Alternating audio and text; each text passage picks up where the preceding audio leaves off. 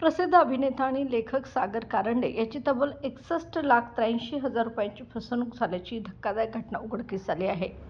Social मीडियावर इंस्टाग्रामवरील पोस्टला like करून 150 रुपये मिळवा असे आमिष दाखवण्यात आले आणि त्याद्वारे त्यांना या फसवणुकीच्या जाळ्यात ओढण्यात आले. मिळालेल्या माहितीनुसार सागर कारंडे यांनी या ऑफरला प्रतिसाद दिल्यानंतर त्यांना आणखी गुंतवणुकीचे प्रलोभन देण्यात आले. वेगवेगळ्या टप्प्यांवर अधिक पैसे मिळवण्याचे आमिष दाखवत त्यांच्याकडून 61,81,000 रुपये उकळण्यात आले.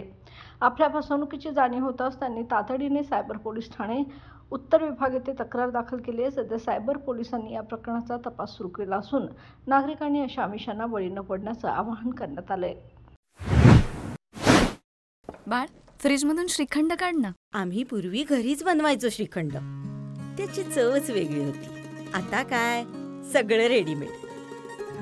आजी, हे श्रीखंड खाऊन बघ. आज तुझ्या आईनं घरीच बनवलं की काय? हे आहे गोकुळचं श्रीखंड. अगदी जिभेवर रेंगाळणार. जिभेवरच नाही तर मनावरही रेंगाळणार. गोकुळ श्रीखंड, मनावर रेंगाळणार.